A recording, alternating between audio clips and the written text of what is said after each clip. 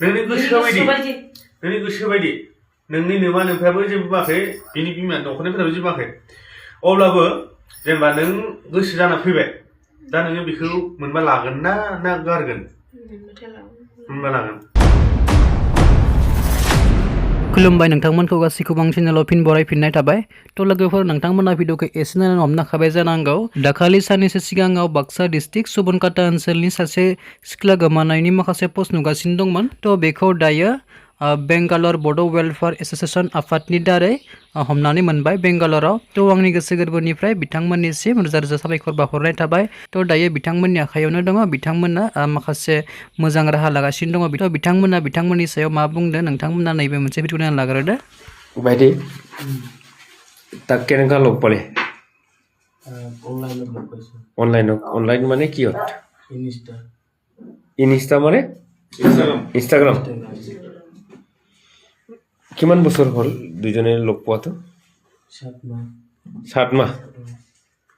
তোমাৰ নামটো কি আব্দুল হান্নান ইসলাম গাঁওটো উটমারি হয় উটমারি ডিস্ট্রিক্ট ধুবুৰী না ঠিক আছে তোমাৰ বয়সটো কিমান হ'ল এতিয়া হোৱা নাই মাইনৰ আছে আচ্ছা বন্টি नोंना बुंलाय गामिखौ नाम खोन्था बिमा बिफानि नाम खोन्था नोंनि नाम खोन्था गामिया मा गामि सुबनकाटा डिस्ट्रिक्ट बाक्सा ओमफ्राय बिफानि नामा बिमानि नामा उसाराबा ओमफ्राय नोंना ओमफ्राय नोंसोर माबोरै लोगो मोननाय इन्सटाग्रामाव बेसे गोबाव जाखो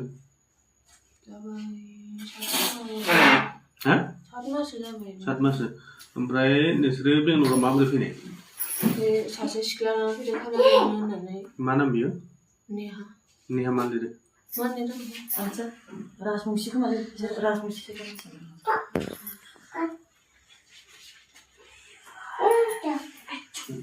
ओमफ्राय दा नोंसोर मा सानदों जेनेबा बे गुबुन रायजोआव गुबुन जायगायाव फैनानै जेनेबा बैसोबो जायाखै जेनेबा गोदाव सोराव बेबायदि थाफैयो दा समाजा गामिया मिथिना मिथिया नोंसोरखौ बिमा बिफाया नोंस्रा माया मिथियो नोंस्रा माजोंथ' जों फन रायलायनांसिगोन दा होमबाबो जोंहा माया बेखौ गोसथोनायनि थाखाय माबाया बाबायाथ' न'आव मा दं मा गैया दाल लायो ओमफ्राय नोंना बैसोआ बेसे जाखोलै 18 हाबाखै आङो 18 हाबाखै ना माइनरसो दाथ' नोंसोरो बेबायदि थालायनो मोना नङा होमबा उन्दै गथ' हिसाबै दा माइनरसो गोदाव सोराव बिदि बाहेरायाव फैनो मोनामोन न'खरनि गार्जेना थिग लाखिनांगौमोन दिनैयाथ' नोङो दिनै मोनसे माबा धोरोमनि दिनै नोङो बिसोरनि धोरोम लानानै दिनै गासिबो माबाखौनो लाजोबबाय जि जोम गोसोमबो लाबाय नोङो दा बेफोरथ' जाथावना नङामोन अब्लाबो जियानो हक जों न'खरजों रायलायनानै नोंसोरनि मा खालामनांगौ जों सावरायहरगोन दे